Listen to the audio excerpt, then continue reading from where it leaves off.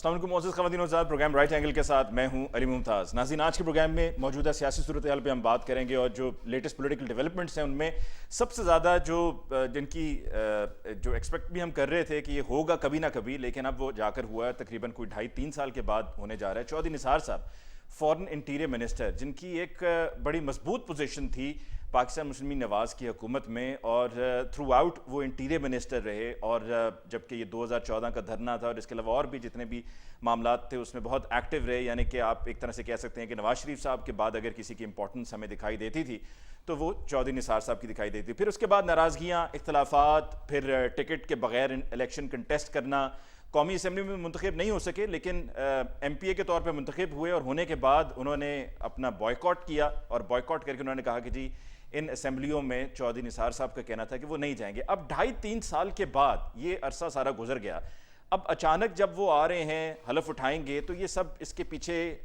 वजूहात क्या हैं?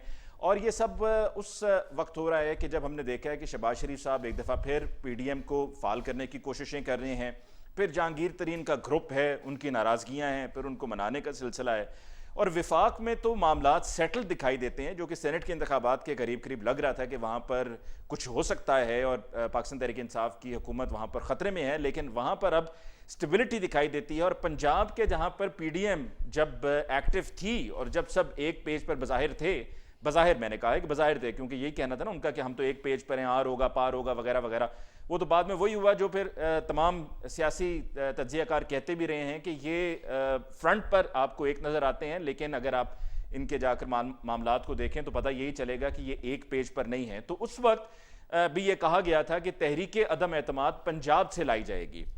तो पंजाब की सियासत क्या होगी, इस पर हम आज के प्रोग्राम में गुफ्तगू करेंगे अपने मौजूद मेहमानों के साथ।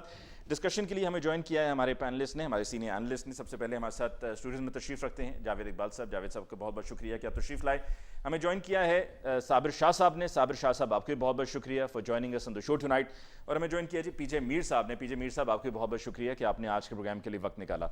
सबसे पहले PJ मीर साहब, आपसे गुफ्तगू का आगाज़ करते हैं। क्या लग रहा है आपको कि क्या कुछ होने वाला है, या Chaudhry Nisar sahab is just another addition to the Punjab assembly, और वो एक सिंगल आदमी, अकेले आदमी हैं, उनके आने से कोई फ़र्क नहीं पड़ेगा और बस वो हलफ उठाएंगे और अपनी सियासत को दोबारा से जिंदा करने की कोशिश करेंगे?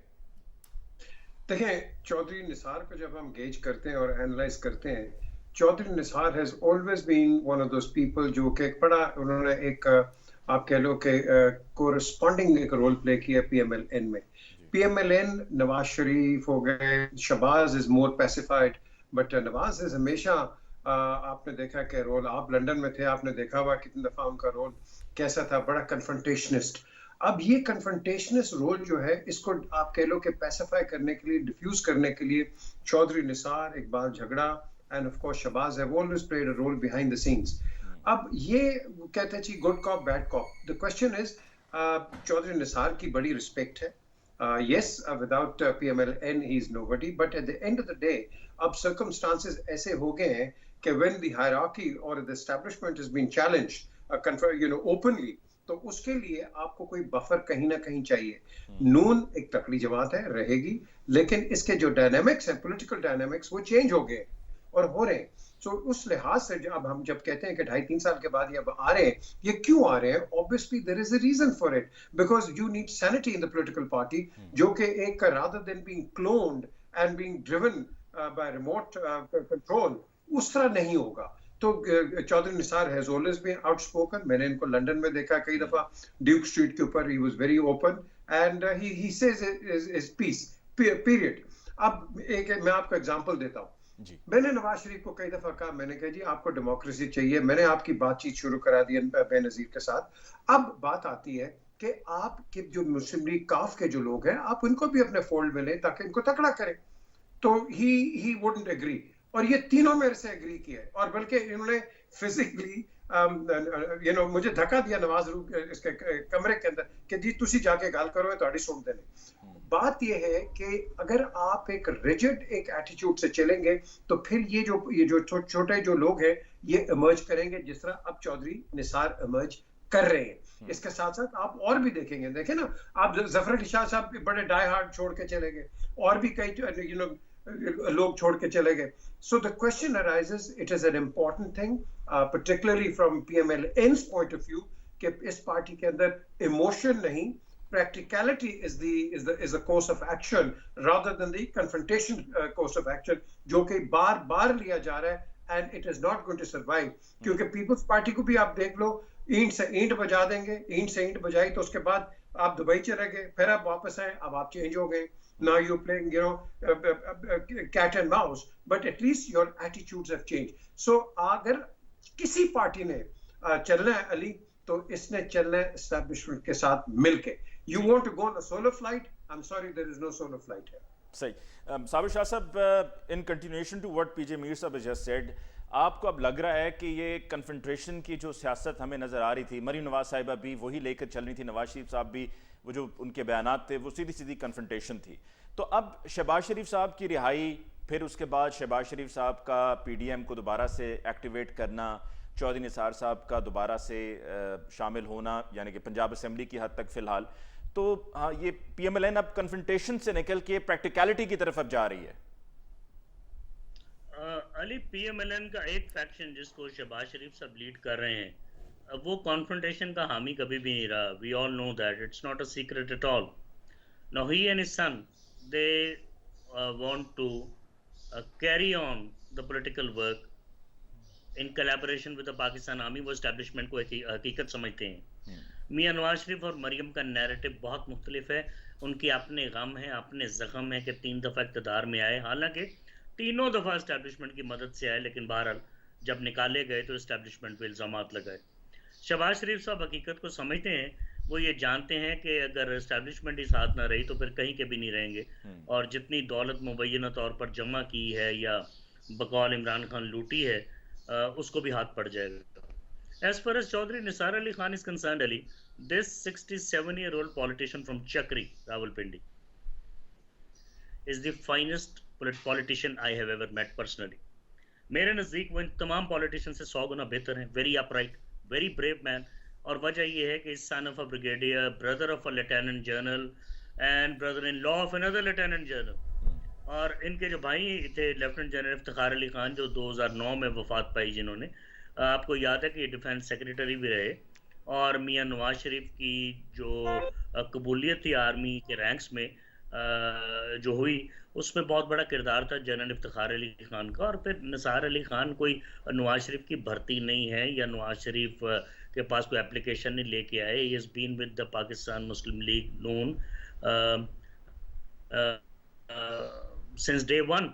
और फिर वो इक्वल फुटिंग पे चलते हैं, एक बिल्कुल बराबरी की सतह पर वो चलते हैं, और इनकी पोजीशन बहुत मुख्तलिफ है दीगर लोगों से. इसी वजह से ख्वाजा आसिफ जैसे पॉलिटिशियन जो थे और उनके पार्टी के जो लोग थे, उनके साथ लगती पकती भी थी. चौधरी निसार रिजर्व भी थे. लेकिन मेरा एक पर्सनल जो इंटरेक्शन है और जो पर्सनल मेरा तजुर्बा है, यहाँ पर ये भी जरा क्लियर कर दें, आपने अब तक जो चौधरी निसार साहब के हवाले से बताया है, उससे तो ये जाहिर होता है कि चौधरी निसार साहब भी रिजिड हैं. जी, आप कह सकते हैं रिजिड बहुत हार्ड टर्म है, स्टबर्ननेस भी बड़ी हार्ड टर्म है. ये मेरे ख्याल अपना जो स्टांस है उस पर टिक जाते हैं, और ये मामूली बात नहीं है कि अगर 3 साल के बाद वो हलफ लेने आ रहे हैं. और जाहिर है, मैं आपको बताऊं, ये कोई ऑर्डिनरी डेवलपमेंट नहीं होगी. he will be in the race for chief minister Punjab. Chief minister Punjab किस तरह, देखिए, किसी वक्त भी मुस्लिम लीग नून शहबाज शरीफ साहब जो हैं, वो चौधरी निसार अली खान के साथ बहुत सॉफ्ट कॉर्नर भी रखते हैं. और अगर इस वक्त राब्ते में नहीं तो कुछ अर्सा पहले तक जरूर राब्ते में थे. और मसला सिर्फ चौधरी साहिबान का है, जिनके साथ ताल्लुकात तो चौधरी निसार अली खान के बहुत अच्छे हैं, लेकिन अगर कहीं से ग्रीन सिग्नल हो जाए, और आपको पता है कि बुजदार तो वैसे ही बिसाखियों पर हैं, और बड़ी फ्रेल मेजॉरिटी है पाकिस्तान तरीके इंसाफ की पंजाब में भी, तो मेरा ख्याल है he'll be a very strong candidate for chief minister Punjab. बड़े इंपॉर्टेंट पॉइंट्स आपने रेज किए हैं शाह साहब. मैं इसी पर जावेद इकबाल साहब की तरफ चलता हूं. जावेद इकबाल साहब, ग्रीन सिग्नल की जो भी शाह साहब ने बात की है, क्या आपको कोई ग्रीन सिग्नल नजर आ रहा है कि जिस ग्रीन सिग्नल पे चौधरी निसार अली खान साहब आ रहे हैं, और फिर आगे की बात चलते हुए चीफ मिनिस्टर, और अगर चीफ मिनिस्टर तो फिर किस तरफ के चीफ मिनिस्टर, नून के चीफ मिनिस्टर या PTI के चीफ मिनिस्टर? बिस्मिल्लाहिर्रहमानिर्रहीम. अली, पहली बात यह है कि जो हम अभी जो निसार साहब के बारे में जो बातचीत कर रहे थे, तो मेरी ओपिनियन में he is more of A egoistic person. जितना मैंने उनको 20 साल में देखा है, उस 20 साल में हमेशा उन्होंने अपने इर्द गिर्द कभी किसी को फड़कने भी नहीं दिया। हमेशा अगर उन्होंने मियां नवाज शरीफ के साथ राब्ता रखा है या मियां शहबाज शरीफ के साथ, तो आज भी वो राब्ते में, और मोस्ट प्रॉब्ली कल उनको मिलने भी जा रहे हैं, तो इनकी मुलाकात भी हो रही है। और अभी तक चौधरी निसार साहब ये आपकी ये खबर है या ये आप ये आप खबर ही समझे, तजिया नहीं है, ठीक है। वो उनको कल मिलने भी जा रहे हैं हलफ के बाद, ठीक है। दूसरी चीज़ क्या है, दूसरी चीज़ ये है कि अभी भी वो PMLN में है। तो जहाँ तक शहबाज शरीफ का ताल्लुक है, शहबाज शरीफ का उनके लिए हमेशा से दोस्ती का भी ताल्लुक रहा है और सॉफ्ट कॉर्नर भी रहा है, और आखिरी वक्त तक मियाँ शहबाज शरीफ ने चौधरी निसार अली खान साहब को PMLN में लाने की पूरी कोशिश की है और करते रहेंगे। यही वजह है कि अभी तक चौधरी निसार ने किसी भी पार्टी और किसी के साथ भी ज्वाइनिंग नहीं दी है, और आज भी उनकी स्टेटमेंट एक ही है कि जो मैंने 2018 के इलेक्शन के बारे में जो मेरी राय है, मैं अपनी उस राय पे कायम हूँ, और मैं अपनी सीट को ना खाली छोड़ना चाहता हूँ, ना अपनी कॉन्स्टिट्यूंसी को खाली छोड़ना चाहता हूँ, और उसी में रह के मैं पॉलिटिक्स करूँगा। तो इसलिए जहाँ चीफ मिनिस्टर की आपने बात की, तो मैं अभी इसको बहुत अर्ली स्टेटमेंट कह सकता हूँ। उसकी रीज़न ये है कि PMLN के वोट्स के बगैर चौधरी निसार अली खान साहब कहीं भी नहीं खड़े। उसकी रीज़न ये है, और उसमें चौधरी निसार अली खान साहब के लिए अभी तक मियां नवाज शरीफ साहब जो इस पार्टी के कर्ता धर्ता हैं, और एक बात मुझे भी पता क्लियर है, PJ मीर साहब को भी क्लियर है, और पाकिस्तान में हर बंदे को क्लियर है कि मियां नवाज शरीफ साहब की जो स्टेटमेंट होगी वही फाइनल स्टेटमेंट होगी। उस पर मियां शहबाज शरीफ ने भी सरखम ही करना है। तो अभी तक मेरी इंफॉर्मेशन या मेरी असेसमेंट के मुताबिक उधर से किसी किस्म का कोई ग्रीन सिग्नल नहीं है। और जहां तक PTI का ताल्लुक है, तो PTI के साथ वैसे भी वो नहीं चलना चाहते। तो जहां तक इस्टेब्लिशमेंट का ताल्लुक है, वो माजी पे भी इस चीज के हामी है। आपको भी पता है कि PMLN में रह के उनका जो पहला इख्तलाफ हुआ था मियां नवाज शरीफ साहब के साथ, वो इसी बेस पे हुआ था कि हमें कन्फ्रंटेशन की सियासत करने की बजाय अदारों के साथ हमें अच्छे ताल्लुकात रखने चाहिए, और हमें अपनी तवज्जो हुकूमत और इसकी परफॉर्मेंस पे करनी चाहिए, और अदारों को ऑन बोर्ड लेके चलना चाहिए। और इसी बात पे उनकी पहली लड़ाई हुई, फिर मरियम नवाज शरीफ साहबा की लड़ाई हुई, फिर इसी बेस पे बनते बनते रास्ते जुदा हो गए। तो आज की तारीख में जो इस्टेब्लिशमेंट वाला मामला है, वो तो हमेशा से रहेगा। जो मीर साहब ने बड़ी ज़बरदस्त बात की है कि ना पाकिस्तान की तारीख में जितनी 85 से लेके आज तक मैं पॉलिटिकल हिस्ट्री देखी है, पढ़ी है और सुनी है, और जो मैं आगे फोरकास्ट करता हूं, इस्टेब्लिशमेंट के बगैर ना कोई हुकूमत कर सकता है, ना कोई करेगा। और इसमें आखिरी बात मैं ऐड कर दूं कि मियां नवाज शरीफ का जो इस बात पे आज भी जिद पे कायम है कि जनाब PMLN उस वक्त आपके साथ ऑन बोर्ड हो सकती है जब आप दो चीज़ों पे एग्री करें। पहली बात कि आप अर्ली इलेक्शन की बात करें और फेयर एंड फ्री इलेक्शन हो, नंबर 1, एंड नंबर 2 उसमें किसी किरदार का भी किरदार नहीं होना चाहिए। तो ये बात उधर ही खत्म हो जाती है, वो बात किसी को एक्सेप्टेबल नहीं है। इसलिए फेडरल गवर्नमेंट में किसी किस्म का कोई मसला नहीं है। इसलिए पंजाब गवर्नमेंट में जो हम बात कर रहे हैं चीफ मिनिस्टर की, मुझे अपेरेंटली अभी इसलिए कोई खतरा नहीं नजर आ रहा कि परवेज इलाही साहब तो खुद कैंडिडेट है, वो चौधरी निसार साहब को कैसे एक्सेप्ट करेंगे? वो खुद ख्वाहिशमंद पहले दिन से ही हैं और आज भी हैं। और उसी की वजह है कि आज बुज़दार साहब आज भी चीफ मिनिस्टर पंजाब हैं। अगर चौधरी परवेज इलाही साहब की तरफ से थोड़ा सा ग्रीन सिग्नल होता किसी तीसरे बंदे के लिए, तो मैं समझता हूं कि बुज़दार साहब बहुत पहले चेंज हो जाते। अच्छा, इस पर सबसे बड़ा मसला इस पर हम ब्रेक लेते हैं। लेकिन ये जो आपने अभी चौधरी परवेज इलाही साहब की बात की है, मैं ब्रेक के बाद जब वापस लौट कर आऊंगा तो PJ मीर साहब से भी मैं ये पूछना चाहूँगा कि कहीं ऐसा तो नहीं है कि ये तय पाया है कि जी पंजाब में जब से चीफ मिनिस्टर उस्मान बुज़दार साहब हैं, हर कोई अपने अपने हवाले से लॉबिंग करता है, कभी किसी का नाम फ्लोट होता है, कभी किसी का नाम फ्लोट होता है, फिर बार बार प्राइम मिनिस्टर साहब आते हैं और आकर अपने एतमाद का इजहार करते हैं चीफ मिनिस्टर उस्मान बुज़दार साहब पे, और फिर चौधरी परवेज इलाही साहब पहले रोज़ से ही ख्वाहिशमंद हैं कि जो उनको चीफ मिनिस्टर बनाया जाए। तो कहीं ऐसा तो नहीं है कि ये अब तय पाया है कि ना वो बाहर से एक बंदा, बाहर ही है ना अभी चौधरी निसार साहब, वो आए और उनको चीफ मिनिस्टर बना दिया जाए, और PTI किस हद तक, इस पर मैं PJ मीर साहब से वक्फे के बाद पूछूंगा कि PTI किस हद तक कोशिश करेगी कि चौधरी निसार साहब उनके साथ शामिल होकर हुकूमती बेंच पर बैठें? इस पर बात होगी ब्रेक के बाद।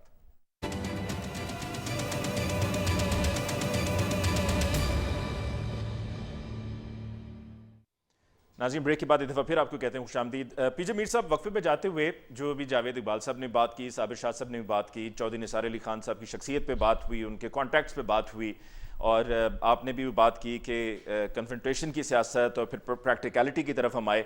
अब आपको क्या लगता है कि कहीं से ये बात क्या तय हुई है कि जो सब पहले से पंजाब असम्बली के अंदर से ही बंदा तलाश करके कह रहे थे कि जी चीफ मिनिस्टर साहब जा रहे हैं, उस्मान बुज़दार साहब, अब इनको बना देंगे, उनको बना देंगे, तो कहीं ऐसा तो नहीं कि ये तय पाया है कि जी चौधरी निसार साहब को लाया जाए, उनको शामिल किया जाए, और हुकूमत भी और इस्टेब्लिशमेंट का बड़ा आपस में गहरा ताल्लुक है, तो चौधरी निसार साहब वो आदमी हैं जिनको चीफ मिनिस्टर बनाया जाए? और क्या पीटीआई की ये कोशिश होगी जो 2013 में भी थी? मुझे याद है कि इलेक्शन से पहले 2018 के इलेक्शन से पहले अप्रैल में जब लाहौर में मीनार पाकिस्तान पे जलसा हुआ तो उस वक्त भी ये खबरें चल रही थी कि जी चौधरी निसार साहब आ रहे हैं और वो ऐलान होगा स्टेज पे और वो शामिल हो जाएंगे। तो क्या चौधरी निसार साहब को शामिल करने की कोशिश की जाएगी? ये जब हम कहते हैं ना कि जी उधर मोमेंटो पार्क या इकबाल पार्क में वो कहा गया था मीनार पाकिस्तान के पास, तो वहां पहले भी 1848 के ऊपर कहा गया था, जब रंजीत सिंह गया था कि शेर सिंह होगा, नौनिहाल सिंह होगा, खड़क सिंह होगा, पंजाब किसके हाथ जाएगा। तो आपने उनका भी हाल देख लिया। पाकिस्तान में आज भी वही चीज है, पावर वही है। द क्वेश्चन इज, अभी जावेद साहब भी बड़ी अच्छी बात की, देखें आपको जो मेन कंटेंडर है अगर किसी ने चलाना है इस वक्त जो कि फ्रेम में है, वो है चौधरी परवेज इलाही। अब Pervaiz Elahi will be, you know, he has to give the nod either ways, which he is not going to give the nod because he's standing with Imran. अब बात आती है इनकी आउट ऑफ द ब्लू, आप चौधरी निसार को लेके आते हैं, बात वहीं की वहीं आएगी। Will Nawaz Sharif and Maryam and Shahbaz accept कि जी उनका बेटा हमजा ना आए? ये एक बड़ी एक इंटरनल पॉलिटिकल टसल भी होगी और आप देखोगे कि एक्सटर्नल पॉलिटिकल स्ट्रगल भी होगी। आई थिंक इस वक्त I don't see a for change, क्योंकि मैंने इमरान से बड़ी कहा, मैंने कहा are you going to change Buzdar? He says never. Never. I mean that was his words. Never. I said all right, fine, fair enough. मैंने कहा you know कि कितनी opposition है यहाँ, कहते नहीं है यही रहेगा और यही काम करेगा। अब इमरान का ये बड़ा firm stand है। नीचे अब आप देखें कि बड़े MPs कंप्लेन भी करते हैं, पार्टी के भी की है कि देखो जी काम नहीं हो रहा, ब्यूरोक्रेसी भी कंप्लेन करी, but at the end of the day Sardar Buzdar has complete support of the federal government, of the Prime Minister himself, and at the end of the day, जो उनके लोग हैं साथ, वो उनको support करें। ये जो अब एक नया आप कह लो इसको एक political एक shuttlecock जो आपने फेंक दी है, वो shuttlecock जो है, we don't know where it's going to land, whether it's going to stay in its own court, और अपनी जैसे उन्होंने खुद कहा है कि मैं अपनी constituency में काम करूंगा, मैं जगह भी नहीं छोड़ूंगा, या on the other side, if he's going to land in with the other compatriots, is Nawaz Sharif willing to forgive? Nawaz Sharif is a very difficult person, let me tell you, as far as forgiveness is concerned. एक दिल में चली जाएगी बात, दो मर्जी हो जाए, he is not going to forgive. अब इनका कितना बड़ा close relation है, that I don't know. नहीं, लेकिन क्या शहबाज शरीफ साहब will play a role to get things settled? कि वो जो नाराज कुछ Shahbaz has to play a main role because Shahbaz and Chaudhry Nisar go very deep. They're very, very good friends personally, apart from the politics. So Shahbaz will play a role. क्योंकि मैंने तो इनको difficult times में देखा है London के अंदर कि you know जिस तरह कई दफा you know निसार साहब के साथ नहीं होती थी, तो फिर झगड़ा and Shahbaz were the diffusers. But the question है, आज के politics के अंदर बड़ी एक dynamics change हो गई है। हम पहले सोचते थे कि PMLN क्या it is the government in waiting? I don't think so. आज आपके पास government in waiting कहीं और चली गई है। अब उसका क्या रोल होगा, वो आगे कैसे अपने गेम्स प्ले करता है, that remains to be seen. हम तो सिर्फ पंजाब तक रिस्ट्रिक्ट हो गए ना जी। आपने देखा है कभी मुस्लिम लीग ने भी कोई डोमिनेंट रोल प्ले किया, apart from general Musharraf time कोई रोल प्ले नहीं किया। सो इस वक्त ये बड़ी एक टेंडर हुक पे situation, and everything depends on how Nawaz Sharif reacts to it. ठीक, साबिर शाह साहब, आपने जो बात चीफ मिनिस्टर की थी उस पर हमारे दीगर एनालिस्ट का तो ये कहना है कि अभी फौरी तौर पर ऐसा नहीं। क्या आप ये मानते हैं, ये समझते हैं कि अगर कुछ होना है तो फौरी तौर पर नहीं होना, कुछ वक्त के बाद होगा, लेकिन होगा? अली, मैंने ये तो कहा ही नहीं कि परसों बन जाएंगे। We are all discussing probabilities. Probabilities में ये है कि yes he is a candidate for chief ministership. आते हैं ना या नहीं आते या कब आते हैं एक और बात है। अभी तो हमें ये भी नहीं पता कि वो हल्फ उठाते हैं कि नहीं। हल्फ उठा लेते हैं तो वो भी हेडलाइन होगी।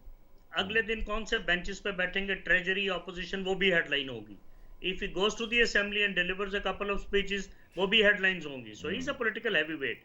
यस, पीजे की बात ठीक है, Nawaz Sharif does not forgive people, और चौधरी निसार अली खान की कोई माफ़ी उनकी किताबों में नहीं है. लेकिन देखना है कि क्या चौधरी निसार अली खान भी माफ़ी मांगेंगे? नहीं, not at all. Chaudhry Nisar is a very different man at all.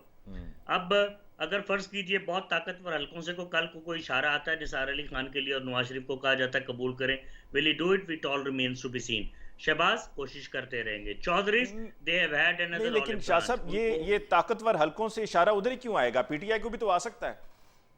मैं तो एक प्रोबेबिलिटी की बात कर रहा हूँ. पीटीआई के तो आया हुआ है. Buzdar is not going anywhere right now as we speak. PJ is right. Imran उसको बदलते हैं तो पंडोरास बॉक्स खुल जाता है पीटीआई के अंदर भी. जो आगे आपको डिविजन्स नजर आ रही हैं पीटीआई के अंदर, वो 4 गुना हो जाएंगी. There will be many candidates for chief ministership. Imran will not do it, he will not like to do it. हम बात ये करें कि ऐसा पॉलिटिकल टर्मोइल है तो क्या होगा. यस, चौधरी तो खुद कैंडिडेट हैं, बट एज आई सेड उनको ये एक और बारी मिल चुकी है. यहाँ बारियां लगी हुई है ना Ali Mumtaz. Why don't we understand what is the merit? The merit is कि इमरान खान की गवर्नमेंट जब बन गई थी पंजाब और फेडरल कैपिटल में, तो 2-3 दिन बाद खत्म हो जाती है. Is got a very frail majority. PMLN would have done that, PPP would have done that. अब Jahangir Tareen would have done that with his a few like minded people जो डिसेंटिंग वॉइसेस हैं पीटीआई के अंदर. But it is not happen क्योंकि कहीं से signal नहीं है. ठीक है, मुजदार को इमरान चेंज नहीं करेंगे आखिरी मौके के ऊपर. अगर को कैंडिडेट्स की बात करें, Pervaiz Elahi is a candidate, Nisar is also a candidate. Yes, Hamza is a candidate. I agree with PJ. लेकिन एक बात ज़हन में रखिए, चौधरी इसने इमरान खान ने ना चौधरी शाफे को मिनिस्ट्री दी, ना को सालिक हुसैन को दी, ना मोनिस अलाई को मिनिस्ट्री दी till the very last moment. Chaudhry उसके घर भी गए, इमरान उनके घर भी आए. चौधरी शुजात अली खान की खबरगिरी के लिए मिनिस्ट्री नहीं मिली. Bad blood has been running between Chaudhry's and Imran for a very long time. अच्छा, लेकिन ये साथ में इतलात भी आ रही हैं कि कामिल अली आगा साहब को शायद फेडरल कैबिनेट में शामिल करने के चांसेस हैं. मोनिस अलाई साहब को भी कहा गया था लेकिन उन्होंने माजरत कर ली, उन्होंने एक्सेप्ट नहीं किया. भाई चौधरी अपने को आदमी दे देंगे ना, वरना कामिल अली आगा का क्या वेट है दिल. ये वमैन इसको ले लो, हम अपना बेटा नहीं देते. कहने का मकसद ये है कि कैंडिडेट्स की जब हम बात करते हैं तो 6-7 कैंडिडेट होंगे, आगे भी थे. But Usman Buzdar emerged as a black horse from nowhere. Nobody knew his name, nobody had seen his picture ever on TV or newspapers. मेरे लिए भी बिल्कुल नए थे. अब मेरा ख्याल है आप में से बहुत सारे लोगों के लिए नए होंगे. तो ये चीजें चलती रहेंगी. बात ये कि जो कैंडिडेट होना है ये इटसेल्फ बहुत बड़ी पॉलिटिकल अचीवमेंट होती है. Nisar will remain a candidate. He'll keep on flashing headlines whether it takes oath or it doesn't. If it does तो उनके पास बहुत मौके होंगे कि वो रोज अखबारात और टेलीविजन की जीनत बने. वो कहाँ फोन करते हैं यार कि मुझे टीवी प्रोग्राम में ले ले, मेरा बीपर ले ले. नहीं, बिल्कुल he is a man who is not very accessible. Ali Mumtaz, you are an anchor, you know that. जी बिल्कुल, तो बिल्कुल ऐसे है. Before I move towards Javed Iqbal sahab, एक शाह साहब ये भी जरा बता दीजिए. शाह साहब ये I am talking in relative terms. There is nothing absolute in politics or in life. Shah साहब ये भी जरा बता दें कि प्लीज इस पर जरा अपनी राय दीजिएगा कि do you think there is a possibility कि नवाज शरीफ साहब will probably not be running the party now and Shehbaz Sharif Sahab will be taking control of the matters? मुझसे पूछ रहे हैं जी. देखिए, तो पार्टी हेड नवाज शरीफ है, नवाज शरीफ का ही वोट है, शहबाज शरीफ का कोई वोट नहीं है. लेकिन चूंकि यहाँ पे नवाज शरीफ साहब चले गए और हमजा जरा एक्टिव हैं, तो इनके जो वर्कर्स हैं ऑन ग्राउंड, कुछ मरियम को सलाम करने चले जाते हैं, कुछ हमजा को सलाम करने चले जाते हैं. खानदान के अंदर गड़बड़ भी है, इसमें भी कोई शक नहीं है, जितना मर्जी उसको डिस्पेल करे. Shehbaz Sharif साहब is a very good brother, very good younger brother. He doesn't want the family to split. बच्चों के मसाइल हैं, बच्चों की लड़ाइयाँ हैं, लेकिन मरियम भी बहरहाल अदब में है शहबाज शरीफ साहब के. और फाइनल जो कॉल होगी वो नवाज शरीफ साहब की होगी. उन्हीं का वोट है, उन्हीं का सिलसिला है सारा. As of now, it is Nawaz Sharif. ठीक. जावेद इकबाल साहब, तरीन ग्रुप का अब क्या होने जा रहा है? मुलाकातें हो गई, मामला तय हो गए, काम ठंडा पड़ गया, या ये सिर्फ अभी आर्जी तौर पर हुआ है और बजट वगैरह गुजर जाएगा तो फिर ये दोबारा से सीन पर आ जाएंगे? अली, तरीन ग्रुप जिस तरीके से बना है, पाकिस्तान की जितनी भी पॉलिटिकल हिस्ट्री है, अगर आप 1985 से लेके चलें तो कभी पीपल्स पार्टी मोहम्मद खान जुनेजो के लिए मियां नवाज शरीफ बन जाते हैं, कभी बेनज़ीर के लिए गुलाम मुस्तफ़ा जतोई बन जाते हैं, फिर जाहिद सरफराज मीर साहब आपको याद होगा फैसलाबाद से उठते हैं ठीक है, और फिर उसके बाद चट्टा साहब को फॉरवर्ड ब्लॉक बना दिया जाता है। तो तारीख में ऐसे ग्रुप बनते रहें। तो जहाँ तक आपका क्वेश्चन है, ये ग्रुप स्टे करेगा और अब इस ग्रुप का स्टे करने में ही इनकी बका है।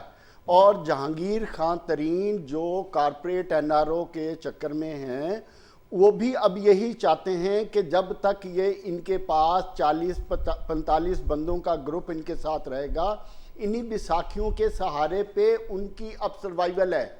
इसके अलावा अब उनके पास कोई और ऑप्शन नहीं है। अगला 2023 का इलेक्शन जिनके कंधों पे ये चढ़ के आए हैं, उन्हीं के साथ मिलके ये इलेक्शन लड़ेंगे। और जहां तक आप पीछे बात हो रही थी बुज़दार साहब की, मैं बताऊं आपको, मीर साहब ने बड़ी ज़बरदस्त बात की है। कोई क्वेश्चन ही नहीं है, इमरान खान उस्मान बुज़दार पे कंप्रोमाइज करने को तैयार ही नहीं है। यहां तक के परवेज अलाई साहब से उनकी लड़ाई हुई है, यहां तक के तरीन साहब का ये जो ग्रुप है वो भी इसलिए तकरीबन अगर देखा जाए तो इसके बिहाइंड सीन भी वही चीजें चल रही हैं कि बुज़दार साहब क्यों, कि जब ये सेटअप बना था तो मीर साहब आपको याद होगा, अली आपको भी याद होगा, तो उसमें one of the reason of this setup was कि आपस में मिल के हम पाकिस्तान को आगे लेके जाएंगे। जब आपकी मिसअंडरस्टैंडिंग हो जाती हैं, हम सबको पता है कि 5-6 मिनिस्टर को बुला के क्या कहा गया था, अब ये ओपन सीक्रेट है। इसके अलावा हमें सबको पता है कि पिछले 2.5-3 साल में कितनी दफ़ा इमरान खान साहब रिक्वेस्ट की गई है कि बुज़दार साहब को बदलें, लेकिन इमरान खान ने 0% उसमें फ्लेक्सिबिलिटी शो की है। तो इसलिए मेरी असेसमेंट ये है कि अगर ये हुकूमत जाएगी तो बुज़दार साहब के साथ ही जाएगी, सिर्फ पंजाब में सेटअप चेंज नहीं होगा। एक बात। दूसरी बात यह है कि आने वाले वक्त में तरीन ग्रुप ने स्टे करना ही करना है, क्योंकि इसी में जहांगीर खान तरीन की है। और जहांगीर तरीन के बारे में मैं एक बात कह दूं कि बहुत वो समझदार पॉलिटिशियन है, उनको मैंने देखा है बड़ा क्लोजली। वो अपने कार्ड बड़े तरीके से चलते हैं, और जिस तरह PMLQ वाले चौधरी परवेज अलाई साहब जिनके साथ मिलके चलते हैं, तो शायद दूसरे नंबर पे तरीन साहब हैं, वो भी उनकी मर्जी के बगैर एक सांस भी नहीं लेते। तो इन तमाम चीज़ों को देखा जाए तो तरीन साहब का जहाज वो जहाज है जो सिर्फ रनवे पे घूमता रहेगा। इसको जब ATC क्लियरेंस देगी एयर ट्रैफिक कंट्रोल तो फ्लाई करेगा, अदरवाइज इसी तरह इसी दायरे में और इसी पावर के साथ घूमता रहेगा, और अगला इलेक्शन इसी ग्रुप के साथ लड़ेगा इसी के।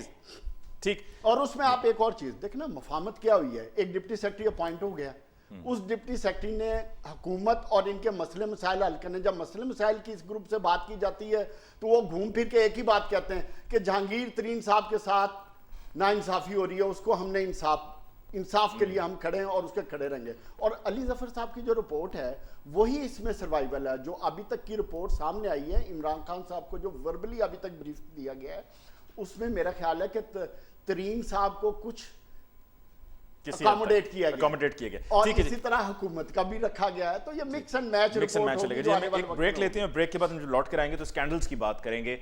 जो हुकूमती स्कैंडल्स हैं वो उसमें हुकूमत और क्या उनकी परफॉर्मेंस है, ये उनकी तरफ से एक अचीवमेंट है कि हमने पकड़ लिया उन लोगों को, जैसे कि रिंग रोड स्कैंडल है कि जो ये काम करने जा रहे थे और हमने टाइमली उनको काउंटर कर लिया है। और फिर ये हमारे क्रेडिट पे जाती है कि हमने जहाँ जहाँ जो खराबियाँ हैं उन लोगों को पकड़ के हम साइडलाइन करते रहते हैं, जबकि अपोजिशन ये कहती है कि जी ये तो खुद सबसे करप्ट तरीन लोग हैं। और हुकूमत जो इससे पहले थी PMLN की, पीपल्स पार्टी के, उनके स्कैंडल्स या इस तरह से चीज़ें सामने इसलिए नहीं आती थी कि बड़ी सफाई से और बड़े मैनेज करके तरीके से चलते थे, इसलिए पकड़े नहीं देते थे। इस पर बात होगी एक ब्रेक के बाद।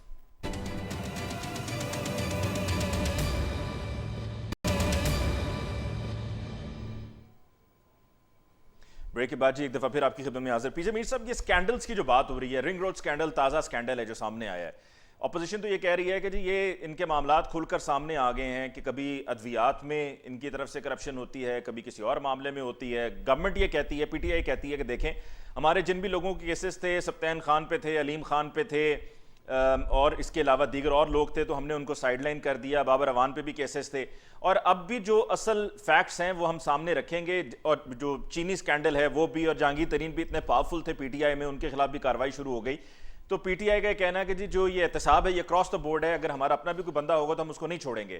क्या आप इससे इत्तेफाक करते हैं कि पीटीआई की अप्रोच वाकई है, या ये इनको पता नहीं चलता, सादगी भी मारे जाते हैं, काम हो जाता है, फिर वो उसके अंदर जो गड़बड़ हुई होती है वो भी खुद से सामने आ जाती है, पीटीआई ने कोई एफर्ट नहीं की होती?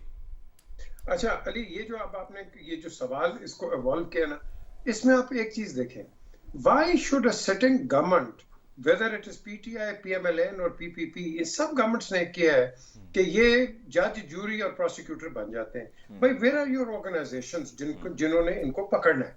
अब यहाँ हम जो इसको सब आगे सप्लीमेंट्री आती है, वो आती है कि are they being manipulated to do it. देखे ना आज के जो केसेस हैं, वो पीटीआई ने तो कोई इंस्टीट्यूट किए नहीं है, ये पुरानी है, नून ने पीपीपी पे किए, पीपीपी ने नून पे किए, और वो चले आ रहे हैं आगे। एंड नाउ ऑब्वियसली इस वक्त ये जो गवर्नमेंट है, इस वक्त इस पे इनकम्बेंट गवर्नमेंट पे नहीं जी, ये हमारे पास विक्टिमाइजेशन हो रही है। अब टू योर क्वेश्चन, आप उसको इंट्रिकेटली अगर आप स्टडी करें तो देखो, ये गवर्नमेंट का नहीं बनता कि गवर्नमेंट शोर करे कि ये करे। आपका जो इन्वेस्टिगेटिंग अथॉरिटी है, do no matter who it is, whether it is NAB, whether it is FIA, whether it is any other organization, या आप कोर्ट में कोई लेके चला जाता, लेट देम हैंडल इट। हम इसको एक इंटरनेशनल स्कैंडल बना देते हैं, but to of no avail. और उसमें यह होता है कि आपकी जो पॉलिटिकल इलेक्ट्रेट है, आप उसको एक डिविजन्स क्रिएट कर देते हैं और मुल्क के अंदर डिविजन्स आ जाते हैं, और उसके एक प्ली लेता है कि जी मेरे साथ विक्टिमाइजेशन है, दूसरा कहता है नहीं जी ये तो देखो, ये तो इनके ऊपर चोरी के केसेस है। जहांगीर से मेरी मुलाकात हुई, मेरे 2 महीने हो गए होंगे अभी, उसका बड़ा क्लियर एक स्टांस है। उसने कहा यार आप जो मर्जी मुझे मेरा ट्रायल कर लो, जो मर्जी कर लो, बट मुझे विच हंट ना करो। बिल्कुल ठीक है। I told the Prime Minister, I said जी वो तो बड़ा स्ट्रेट है, वो कह रहा है आप जो मर्जी इंक्वायरी करानी है आप इंक्वायरियां कराएं, मेरी इन्वेस्टिगेशन कराएं, but don't make it into a witch hunt, which I totally agree with him. आप किसी के ऊपर विच हंट ना करो, आप जरूर इन्वेस्टिगेशन करो, but let the investigating authority do it. हम गवर्नमेंट को इन्वॉल्व कर लेते हैं इसके अंदर, all of a sudden the government comes in, जो मर्जी इनकम्बेंट गवर्नमेंट हो वो इन्वॉल्व इसके अंदर हो जाती है, और आपका जो इदारा है जहां इन्वेस्टिगेशन चल रही है, whether it is a court, whether it is a NAB, और whether it is any other organization, वो चुप बैठे हुए। भाई आप उन लोगों को बोलने दो कि इनके साथ अगर उन्होंने बोला है, हालांकि उनको बोलना किसी को नहीं चाहिए, let it be decided you know in a court of law. अब जब हम पब्लिक डोमेन के अंदर ले आते हैं अली, वहां हम कंट्रोवर्सीज और कंस्पिरेसी थ्योरीज और हर किस्म की कॉनोटेशंस हम इस्तेमाल करना शुरू कर देते हैं, which is not good for the, आप कह लो फॉर अ सॉलिड स्टेट। हमने स्टेट को मजबूत करना है, नॉट पॉलिटिकल पार्टीज। ठीक, लेकिन पीजे मीर साहब, जो ये रिंग रोड स्कैंडल है, इसके अंदर गवर्नमेंट कहाँ किस हद तक इनकी गफलत है कि ये मामलात हो रहे थे? क्योंकि अब अगर जिस तरह फवाद चौधरी साहब का मैंने कल भी वो उनका स्टेटमेंट मैंने कोट किया था कि उन्होंने कहा जी हमने ये अरबों रुपए का तकरीबन कोई 25 अरब के करीब एक इजाफी रकम थी जो खर्च होनी थी, हमने वो लगने से बचा ली है और हमने पहले ही इस मामले को पकड़ लिया है। जबकि ऑपोजिशन ये कहती है जी अब आपने जाके पकड़ा है, वो आप पैसे जो बचा रहे हैं बचा रहे हैं, लेकिन जो आपने जब ये प्लान को एक्सटेंड किया और उसके दाएं बाएं जो सोसाइटीज़ थी और जो वहाँ पर ज़मीनों की कीमतें बढ़ी और फिर लोगों ने वहाँ पर पैसा बनाया, वो तो बना लिया। बिल्कुल सही आपने कहा, लेकिन देखो ना, अब आपका let's put it this way, अगर आपका कोर्ट किसी चीज को रोक लेता है और वो प्रोजेक्ट नहीं चलता, जिससे आपका ये ऑरेंज ट्रेन का है, तो इसका कॉस्ट तो बढ़ेगी ना आगे। जी बिल्कुल, तो रुकेगी, कॉस्ट तो बढ़ती रहेगी। आपने उसको स्टे ऑर्डर दे दिया, जो दे दिया आपने, हर जगह तो आप जो प्रोजेक्ट चलाते हैं वहां स्टे ऑर्डर होता है, कॉस्ट आगे बढ़ जाती है। ये नंदीपुर का भी यही आपका हाल हुआ। अब द क्वेश्चन अगेन अराइजेस कि हमारी एक दूसरे के अंदर इंटरफेरेंसेस बहुत है। ये जो आज हम बात कर रहे हैं, this is a short lived dilemma. देखो ना, रूजवेल्ट की कोई बात कर रहा है, कोई आपकी स्क्रीप की बात कर रहा है, पेरिस की, पीआईए की कोई बात कर रहा है कि आपने एक ऐसी डैमेजिंग स्टेटमेंट दी है, आपने पूरे पीआईए का बड़ागर करके रख दी थी। Who's going to be responsible for that? An irresponsible statement which without investigation, without the investigating authority, जब तक वहां से ना आती, आपको क्या जरूरत थी भाई ये स्टेटमेंट देने की? यही चीजें हम कह रहे हैं, रिंग रोड हो गया, फलाना स्कैंडल हो गया, और भाई प्लीज इसको पहले आप सॉलिड करो, सॉलिडिफाई करोगे तो तब हम किसी, आप कह लो कि कोई डिबेट बनती है, कोई काउंटर डिबेट बनेगी। ये तो हवा के अंदर फायर है कि जी उसने ये कर दिया, उसने ये कर दिया, but where is the real you know proof of the pudding? बिल्कुल, दैट वी डोंट हैव। ठीक, शाह साहब आपकी तरफ आते हैं। जो पीजे मीर साहब ने कहा कि एक तो बात बिल्कुल दुरुस्त है कि जो इन्वेस्टिगेटिंग जो इदारे हैं जिनका काम है इन्वेस्टिगेट करना, वो अपना काम करें। और दूसरा ये कि एक मामले को सीधा करते करते उसको मजीद ख़राब कर देते हैं कि अब जब इस पे स्टे आएगा, बिलफर्ज अगर अदालत से स्टे मिल जाता है, प्रोजेक्ट रुक जाता है, तो उसकी कॉस्ट भी फिर कहाँ से कहाँ चली जाएगी। तो हम जो बचाते फिर रहे थे उससे ज़्यादा, कई गुना ज़्यादा हम लगा देंगे फिर। अली मुमताज, इदारे कौन से हैं? नैब एंटी करप्शन है, हुकूमतों के कहने पे चलते हैं, सीधी सीधी बात। और जो ताकतवर हल्के होते हैं उनके इशारों पर भी चलते हैं। प्रोसिक्यूटर इनके जीरो हैं, जबकि जो डाकू हैं वो करोड़ों रुपए के वकला लेके अदालतों में आते हैं, उनके सामने ये प्रोसिक्यूटर निल है। मेरिट पे भी फैसला होना हो तो प्रोसिक्यूशन बड़ी निल होती है। Number 2, you talking about the ring road scandal. इसका जो मैग्नीट्यूड है आने वाले दिनों में 250 अरब रुपए तक चला जाएगा। और ये कोई 20 से 25 छोटे छोटे मलिक रियाज हैं जिन्होंने ये 250 अरब रुपया जेबों में डाला है। और ये ज़मीनों की कीमतें ज़ाहिर है कभी भी कम नहीं हो सकती, कभी भी इनसे पूरा पैसा जो है वो रिकवर नहीं हो सकता। कौन कौन लोग हैं?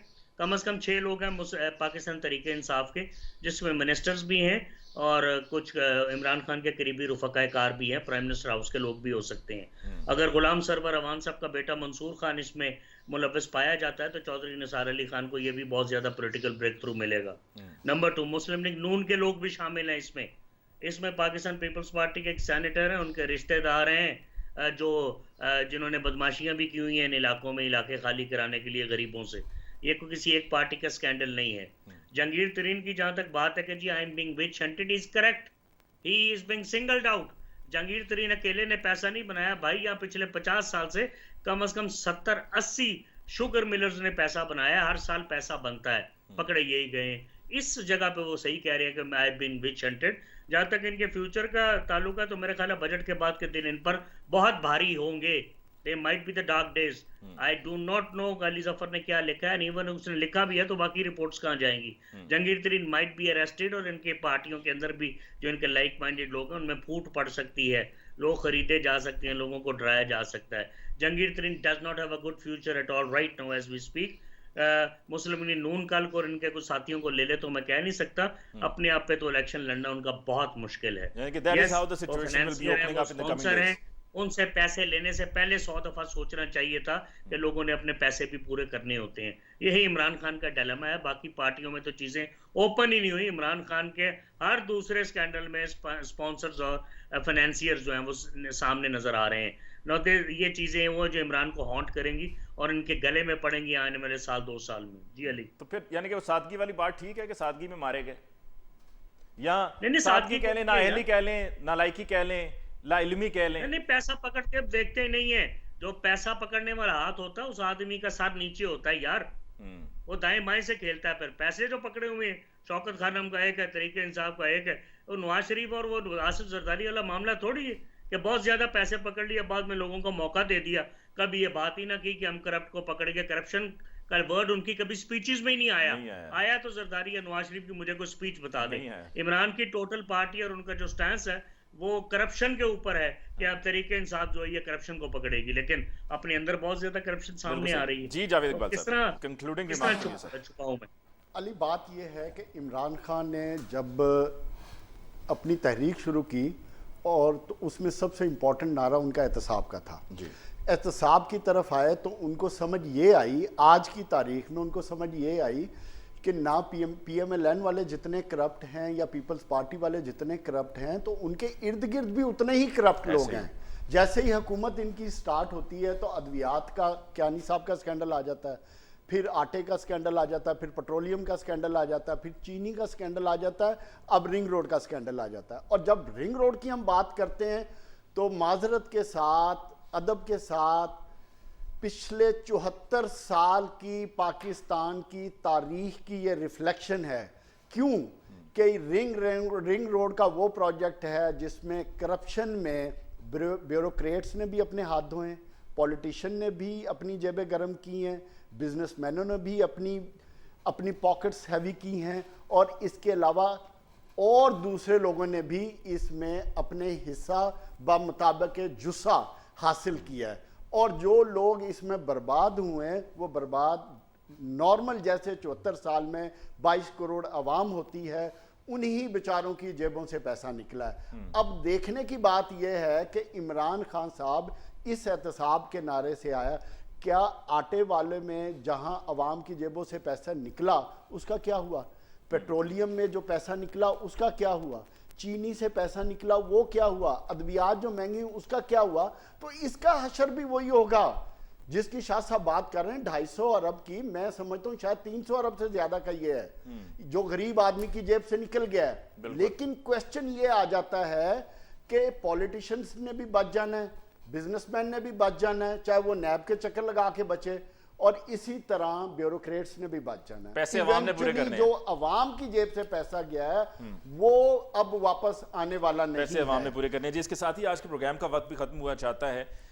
तमाम मेहमानों का हम शुक्रिया अदा करेंगे। साबिर शाह साहब आपको बहुत बहुत शुक्रिया, पीजे मीर साहब आपको बहुत बहुत शुक्रिया कि आपने अपने कीमती वक्त में से वक्त निकाला, और जावेद इकबाल साहब आपको भी बहुत बहुत शुक्रिया। नाज़रीन, इसके साथ ही आज के प्रोग्राम का वक्त खत्म हुआ चाहता है। मुझे अली मुमताज़ को आज के प्रोग्राम से दीजिए इजाज़त। अल्लाह निगहबान।